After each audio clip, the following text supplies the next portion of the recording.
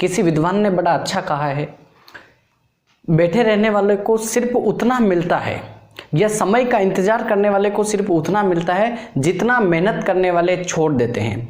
तो आज अपन एक ही बात सीखना चाहेंगे कि उठिए, मेहनत कीजिए और अपने हिस्से के परसेंटेज को छीन लीजिए। अगर अपन चाहे तो अपन दोस्तों अब भी कुछ भी करने की ताकत रखते हैं। इंसान अगर चाहे तो नदी के मोड़ को भी या नदी के वेग को रोक सकता है, किसी भी पहाड़ को काट सकता है। पहाड़ को काटने का एग्जाम्पल याद आता है दोस्तों अपने को, मांझी द माउंटेन मैन के नाम से विख्यात बिहार का दशरथ मांझी, जिसने कुछ करने की चाहत में पहाड़ को ही काट दिया। ऐसे अनगिनत एग्जाम्पल, सबसे बड़ा एग्जाम्पल जो अपने दिमाग में आता है वो है अपने भारत के प्रधानमंत्री नरेंद्र मोदी जी का। एक बंदा जो चाय बेचता है, एक साधारण सा इंसान जो भारत के सबसे प्रथम पद पर पहुंच सकता है, भारत के प्रधानमंत्री पद की कुर्सी पर बैठ सकता है, तो दोस्तों अपन क्यों नहीं कर सकते। अपने अंदर भी वो सारी की सारी काबिलियत है जो श्री नरेंद्र मोदी जी के अंदर है। या आप किसी भी ताकतवर शख्सियत को उठा के देख लीजिए, वो बचपन में बिल्कुल जीरो लेवल से उठा हुआ ही मिलेगा। आज अपन बात करने जा रहे हैं दोस्तों 12th में परसेंटेज कैसे बनाने हैं। 12th में परसेंटेज बनाने के लिए सबसे पहले अपने को पता होना चाहिए कि उसका सिलेबस क्या है। तो आज अपन बात करेंगे फिजिक्स में 12th फिजिक्स का जो सिलेबस बोर्ड ने तय किया है, 12th बोर्ड के एग्जाम 2021 में आने वाला है, उन टॉपिक्स की बात करते हैं। फिर अपन चर्चा करेंगे कि इनको किस तरीके से तैयार करना चाहिए। आप अपनी कॉपी और पेन को लेके बैठिए, मैं एक एक चैप्टर से एक एक पॉइंट्स आपको बताऊंगा, साथ में ये भी बताऊंगा कि कौन सा पॉइंट इंपॉर्टेंट है। या फिर आप चाहें तो आपकी स्क्रीन के ऊपर थोड़ी ही देर में सिलेबस शो होने लगेगा, उस सिलेबस का आप स्क्रीनशॉट भी ले सकते हैं। शुरू करते हैं दोस्तों। आपका चैप्टर नंबर 1 आपके 2021 के बोर्ड पेपर के लिए आपके बोर्ड ने आपका सिलेबस तय किया है। फर्स्ट चैप्टर नंबर 1, ये इसका नाम है विद्युत क्षेत्र, और इसमें आएगा दोस्तों आपका एक विद्युत आवेश, आवेशों के प्रकार एवं गुणधर्म, इसके बाद कूलाम का नियम, बहु आवेशों के मध्य अध्यारोपण का सिद्धांत, विद्युत क्षेत्र, बिंदु आवेश के कारण विद्युत क्षेत्र, आवेशों के निकाय के कारण विद्युत क्षेत्र रेखाएं एवं उनके गुणधर्म, विद्युत द्विध्रुव आघूर्ण किसे कहते हैं, विद्युत द्विध्रुव के कारण विद्युत क्षेत्र, यहां पर ध्यान रखना है विद्युत द्विध्रुव के कारण जो विद्युत क्षेत्र है वो विद्युत द्विध्रुव के अक्ष पर स्थित विद्युत क्षेत्र भी है, और विद्युत द्विध्रुव के निरक्ष पर स्थित बिंदु पर विद्युत क्षेत्र की तीव्रता का मान ज्ञात करना, ये दोनों हैं। और इस चैप्टर से ये दोनों मोस्ट इंपोर्टेंट क्वेश्चन है दोस्तों।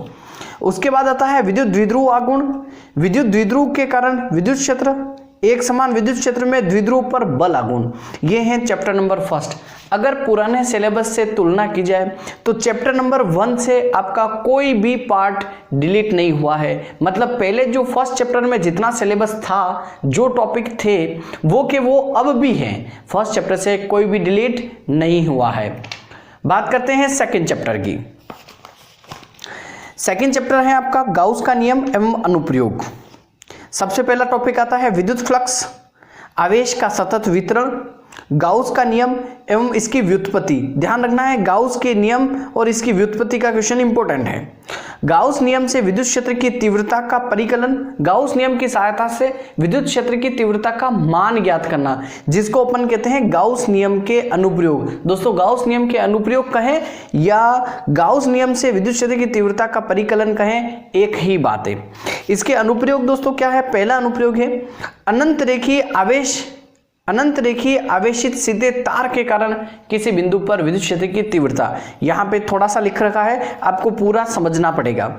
दूसरा आता है अपरिमित आवेशित अचालक परत के कारण विद्युत क्षेत्र की तीव्रता, अपरिमित आवेशित अचालक परत या कुचालक परत के कारण। तीसरा अनुप्रयोग है इसका अपरिमित आवेशित चालक पट्टिका के कारण विद्युत क्षेत्र की तीव्रता, आवेशित चालक गोले के कारण विद्युत क्षेत्र। फिर आता है आपका आवेशित कुचालक गोले के कारण, आवेशित कुचालक गोले के कारण विद्युत क्षेत्र। उसके बाद आता है आवेशित चालक की सतह पर बल, विद्युत क्षेत्र में एकांक आयतन में ऊर्जा, साबुन के आवेशित बुलबुले का संतुलन। ये है आपके सेकंड चैप्टर का सिलेबस। इसके बाद आता है तीसरा चैप्टर विद्युत विभव।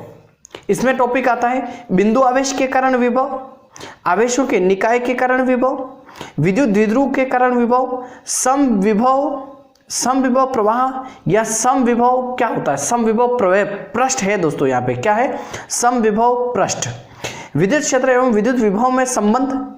उसके बाद आता है विद्युत विभव का परिकलन, आवेशित गोलीय चालक के कारण विद्युत विभव, आवेशित अचालक गोले के कारण विद्युत विभव तथा आवेशों के निकाय की स्थितिज ऊर्जा, बाहरी क्षेत्र में विद्युत द्विध्रुव को घुमाने में किया गया कार्य एवं स्थितिज ऊर्जा। ये है चैप्टर नंबर अपना 3rd। उसके बाद आता है दोस्तों चैप्टर नंबर 4। चैप्टर नंबर 4 का नाम है दोस्तों विद्युत धारिता। इसके में आएंगे चालक एवं विद्युत रोधी, किसी चालक के भीतर मुक्त बंद आवेश, पराविद्युत पदार्थ एवं विद्युत ध्रुवण, चालक की धारिता, विलगित गोलीय चालक की धारिता। ध्यान रखना है गोलीय चालक, ये इसका नाम चेंज करके पृथ्वी को एक गोलीय चालक मानते हुए उसकी धारिता का सूत्र व्युत्पन्न कीजिए। ये क्वेश्चन भी इंपॉर्टेंट है, बेक करके आप एक्स्ट्रा लिख लेना। उसके बाद आता है दोस्तों संधारित्र, समांतर प्लेट संधारित्र की धारिता वायु निर्वात में। दूसरा आंशिक रूप से भरे पराविद्युत पदार्थ के लिए गोलीय संधारित्रों की धारिता, संधारित्रों का संयोजन, श्रेणी एवं समांतर क्रम, संधारित्र में संचित ऊर्जा, आवेशित चालकों के संयोजन से आवेशों का पुनर्वितरण तथा ऊर्जा हानि। ये दोस्तों 4 चैप्टर मिलाकर, ये 1st chapter, 2nd chapter, 3rd chapter, 4th chapter, चारों मिलाकर आपको 7 नंबर देंगे बोर्ड के एग्जाम में। ये है आपकी पूरी 1 से लगकर 4 चैप्टर मिलाकर, ये है आपकी यूनिट 1st। इसके बाद आती है यूनिट 2nd यूनिट में दोस्तों आपके 2 चैप्टर हैं, विद्युत धारा और दूसरा है विद्युत परिपथ।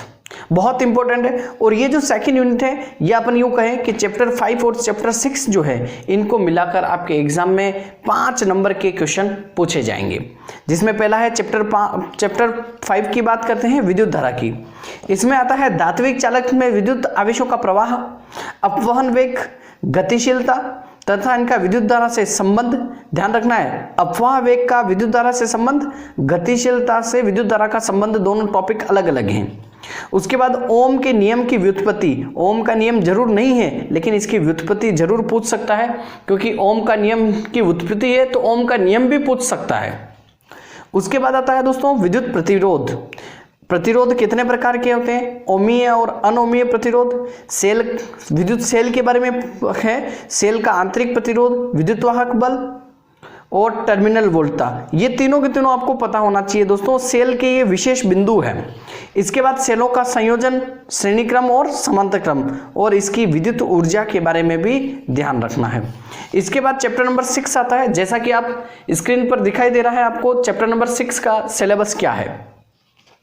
किरचॉफ के नियम है, 2 नियम होते हैं दोस्तों, कौन कौन सा, संधि नियम और वोल्टता नियम, ऐसा भी कह सकते हैं धारा नियम तथा वोल्टता का नियम। इसके बाद आता है व्हीटस्टोन सेतु, मीटर सेतु, विभव मापी का सिद्धांत, मानकीकरण भी है और इसका सुग्राह्यता के साथ भी है। साथ में विभव मापी के अनुप्रयोग भी पूछ सकता है दोस्तों। प्राथमिक सेल का आंतरिक प्रतिरोध ज्ञात करना और 2 सेलों के विद्युत वाहक बलों की तुलना और वोल्ट मीटर एवं अमीटर का अंश शोधन करना। ध्यान रखना है ये जो दोनों अनुप्रयोग हैं, प्राथमिक सेल का आंतरिक प्रतिरोध और 2 सेलों के विद्युत वाहक बलों की तुलना करना, ये दोनों अपने प्रैक्टिकल का भी पार्ट हैं, तो ये आप एक बार पढ़ेंगे तो 2 बार काम आएंगे। ये है दोस्तों चैप्टर नंबर 6। इसके बाद यूनिट शुरू होती है आपकी दोस्तों 3rd यूनिट, और 3rd यूनिट में ध्यान देने वाली बात है कि एक ही चैप्टर और एक ही चैप्टर 5 नंबर का है। 3rd यूनिट में दोस्तों चैप्टर नंबर 7 आता है और ये 7 चैप्टर आपको 5 नंबर दिला के जाता है। चैप्टर का नाम है विद्युत धारा के चुंबकीय प्रभाव। सिलेबस आपको स्क्रीन पे दिखाई दे रहा है। इसमें सबसे पहला स्टार्ट होता है ओरस्टेड का प्रयोग व निष्कर्ष। उसके बाद बायो सावर्ट नियम, लंबे तथा सीधे धारावाही चालक तार के कारण चुंबकीय क्षेत्र, वृत्ताकार धारावाही कुंडली के कारण चुंबकीय क्षेत्र, छोटे धारावाही लूप की द्विध्रुव से तुलना, हेल्महोल्ट्ज कुंडली, चुंबकीय क्षेत्र में गतिमान आवेश पर बल, चुंबकीय क्षेत्र में आवेश की गति, चुंबकीय क्षेत्र में धारावाही चालक तार पर बल, 2 समांतर धारावाही चालक तारों के मध्य चुंबकीय बल। ध्यान से देखना दोस्तों इस क्वेश्चन को, मानक एम्पियर की परिभाषा, मानक एम्पियर की परिभाषा पूछने जैसा क्वेश्चन है, इंपॉर्टेंट क्वेश्चन है। एक समान चुंबकीय क्षेत्र में आयताकार धारावाही लूप पर बल एवं बल आघूर्ण। धारामापी, चल कुंडली धारामापी, किलकित कुंडली धारामापी, दो प्रकार के धारामापी होते हैं, दोनों को पढ़ना है। इसका अमीटर तथा वोल्ट मीटर में रूपांतरण किसका? धारामापी का। फिर एम्पियर का नियम, इसका अनुप्रयोग भी है, एम्पियर नियम के अनुप्रयोग। पहला है अनंत लंबाई के सीधे धारावाही चालक तार के कारण चुंबकीय क्षेत्र। दूसरा, लंबे बेलनाकार धारावाही चालक तार के कारण चुंबकीय क्षेत्र। तीसरा, अनंत लंबाई की परिनलिका में चुंबकीय क्षेत्र। फिर उसके बाद आता है दंड चुंबक एवं परिनलिका के व्यवहार की तुलना। फिर टोरॉइड के अक्ष पर चुंबकीय क्षेत्र का मान ज्ञात करना। चैप्टर भी बड़ा है, नंबर भी बड़े हैं, 5 नंबर मिलेंगे। इसके बाद दोस्तों यूनिट स्टार्ट होती है अपनी 4th, और जो चौथी यूनिट है दोस्तों, अपनी चौथी यूनिट में भी एक ही चैप्टर है और वो है चैप्टर नंबर 8। चैप्टर का नाम है चुंबकत्व एवं चुंबकीय पदार्थों के गुण, और ये देता है आपको एग्जाम में दोस्तों 3 नंबर के क्वेश्चन। अपने को एक एक टॉपिक उठाना है इस सिलेबस से और वही पढ़ना है, एक्स्ट्रा नहीं पढ़ना है। ये सिलेबस के एक एक अगर टॉपिक अपन ने पढ़ लिया तो अपने पूरे में से पूरे मार्क्स आएंगे। चैप्टर 3 में क्या है? उदासीन बिंदु है, भूचुंबकत्व है, भूचुंबकत्व के अवयव हैं कौन कौन से? नमन कोण, नति कोण। फिर उसके बाद चुंबकत्व एवं गाउस का नियम, पदार्थों के चुंबकीय क्षेत्र के प्रति व्यवहार, चुंबकीय तीव्रता, चुंबकीय क्षेत्र, चुंबकीय प्रवृत्ति, चुंबकीय पारगम्यता और BH वक्र, क्यूरी नियम एवं क्यूरी ताप, और विभिन्न भौतिक राशियों में या चुंबकीय राशियों में संबंध का भी इंपॉर्टेंट टॉपिक है। इसमें से ज्यादा इंपॉर्टेंट टॉपिक बनता है दोस्तों किसका? BH वक्र का। BH वक्र का बहुत इंपॉर्टेंट क्वेश्चन है। उसके बाद चलते हैं अपन दोस्तों यूनिट नंबर 5 पर।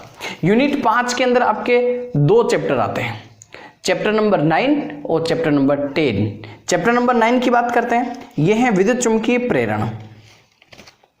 विद्युत चुंबकीय प्रेरण के अंदर आपको सिलेबस दिखाई दे रहा है। चुंबकीय फ्लक्स है, विद्युत चुंबकीय प्रेरण है, फैराडे के विद्युत चुंबकीय प्रेरण के नियम है, लेंज का नियम, प्रेरित धारा व प्रेरित आवेश है, फ्लेमिंग के दाएं हाथ का नियम, समचुंबकीय क्षेत्र में चालक छड़ की एक समान वेग से गति, असमान चुंबकीय क्षेत्र में आयताकार लूप की एक समान वेग से गति एवं ऊर्जा संरक्षण, समचुंबकीय क्षेत्र में एक चालक की चकती एवं आयताकार चालक कुंडली का घूर्णन एवं प्रेरित विद्युत वाहक बल, भंवर धाराएं और साथ ही स्वप्रेरण व अन्योन्य प्रेरण की घटना शामिल है। इसके बाद आता है दोस्तों चैप्टर नंबर 10, यह है प्रत्यावर्ती धारा। क्या आता है इसमें? दिष्ट धारा आती है, फिर प्रत्यावर्ती। दिष्ट धारा किसे कहते हैं? प्रत्यावर्ती धारा किसे कहते हैं? प्रत्यावर्ती धारा का मान, तात्क्षणिक मान, शिखर मान, फिर औसत व वर्ग माध्य मूल मान, विभिन्न प्रकार के प्रत्यावर्ती परिपथों में प्रत्यावर्ती वोल्टता तथा प्रत्यावर्ती धारा के मध्य कला संबंध एवं फेजर आरेख, शुद्ध प्रतिरोध, शुद्ध प्रेरकत्व के लिए, ये सारे के सारे टॉपिक है। शुद्ध धारिता, श्रेणी क्रम प्रतिरोध एवं प्रेरकत्व एवं धारिता, RC परिपथ, LCR परिपथ इंपोर्टेंट है, LCR अनुनादी परिपथ इंपोर्टेंट है, बैंड चौड़ाई, विशेषता गुणांक, प्रत्यावर्ती परिपथ में औसत शक्ति और ट्रांसफार्मर। दोस्तों पूरा चैप्टर पढ़ते पढ़ते अपन ट्रांसफार्मर को भूल जाते हैं, जबकि ट्रांसफार्मर एक इंपॉर्टेंट टॉपिक है, पढ़ना नहीं भूलना है। चैप्टर नंबर 9 और चैप्टर नंबर 10 मिलकर दोस्तों अपने को एग्जाम में देते हैं 7 मार्क्स। कितने देते हैं? 7 नंबर देते हैं। उसके बाद आगे बढ़ते हैं, अपन बात कर रहे हैं यूनिट नंबर 6 की। यूनिट नंबर 6 में भी दोस्तों 2 चैप्टर आते हैं, chapter number 11, chapter number 12। Chapter 11 क्या कहता है? प्रकाशीय तंतु है, पतले लेंस का सूत्र है, लेंस मेकर सूत्र है, आवर्धन लेंस की शक्ति, संपर्क में रखे 2 पतले लेंसों का संयोजन, प्रिज्म से प्रकाश का अपवर्तन तथा विक्षेपण इंपॉर्टेंट है। उसके बाद प्रकाशीय यंत्र जिसमें सरल सूक्ष्मदर्शी, संयुक्त सूक्ष्मदर्शी, खगोलीय दूरदर्शी तथा इनकी आवर्धन क्षमता शामिल है। ये चैप्टर काफी बड़ा था, परंतु अभी आपके कोरोना को देखते हुए आपका सिलेबस काफी कम किया गया है। इस चैप्टर से ही थोड़ा सा सिलेबस कम हुआ है।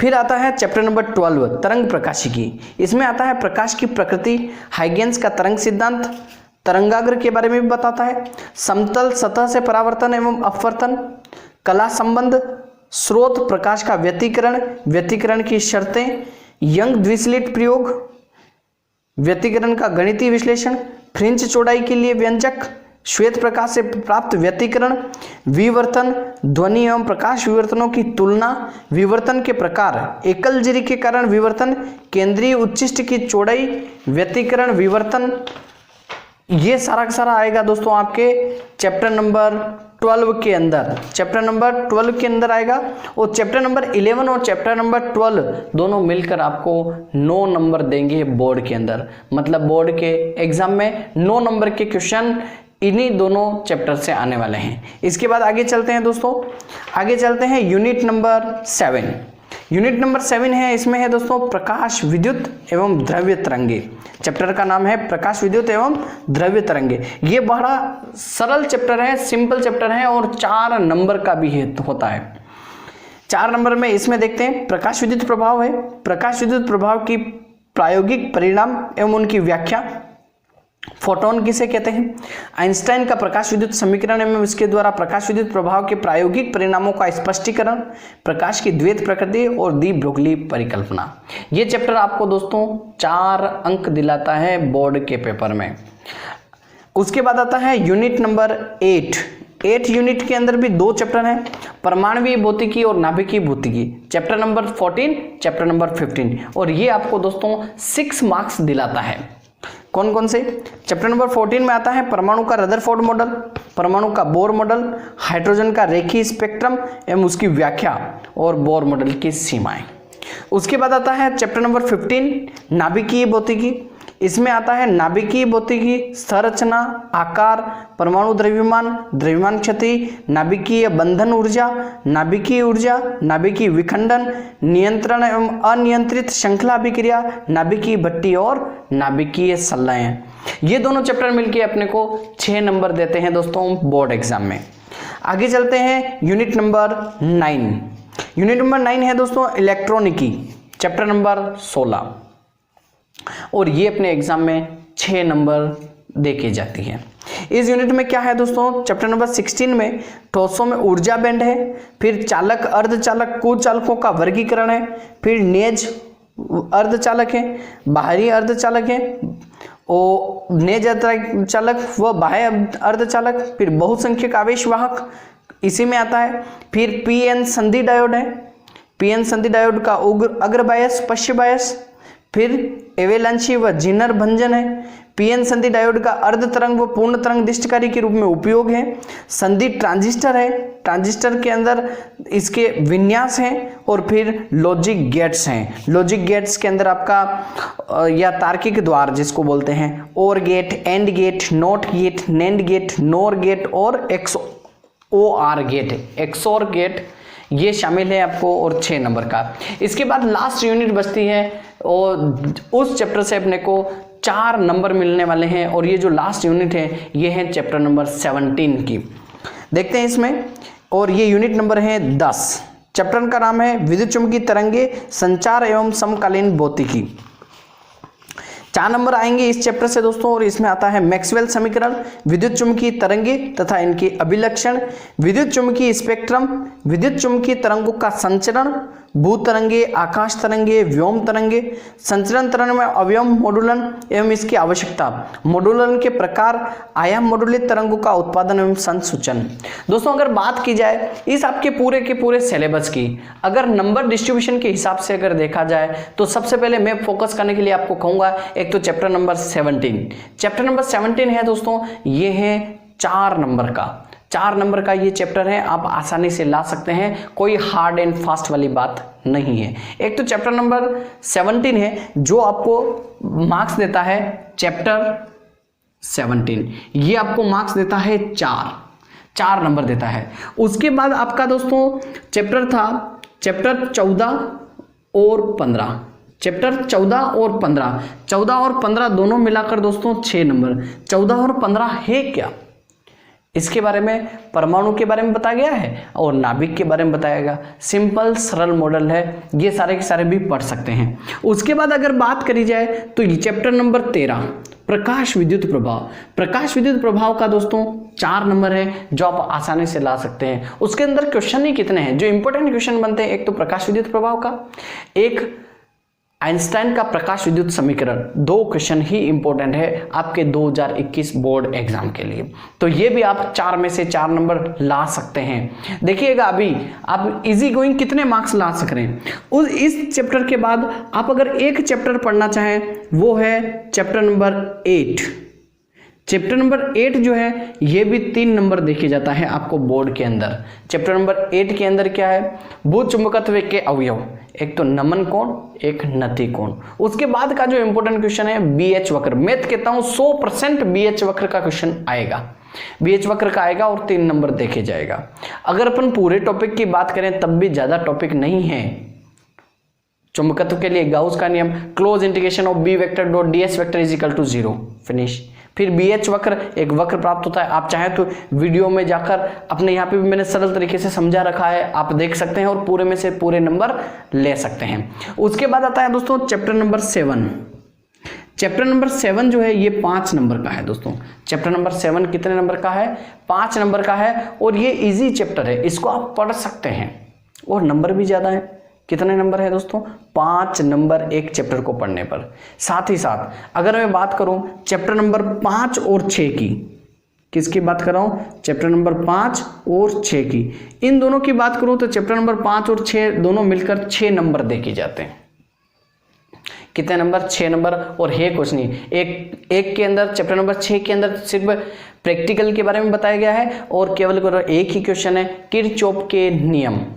और चैप्टर 5 की बात की जाए, ओम का नियम है नहीं। अपवन वेग का क्वेश्चन इसमें बहुत शानदार है और अपवन वेग का क्वेश्चन आने लायक है और आएगा लगभग। उसके बाद विद्युत सेल के बारे में है, विद्युत सेलों का संयोजन है। तो ये नंबर, ये चैप्टर जिसको लगता है कि मैं फेल हो जाऊंगा उनको ये चैप्टर पढ़ने चाहिए, तो ये नंबर आपको दिला देंगे। और कोई चैप्टर नहीं पढ़ेंगे दोस्तों, और कोई नहीं पढ़ेंगे तब भी आपके पास बहुत सारा मटेरियल इससे हो जाता है। कितने नंबर हो जाते हैं, 6 और 4 10 और 4 14, 14 और 3 17, 17 और 5 22, 22 और 6 28 नंबर हो जाते हैं आपके।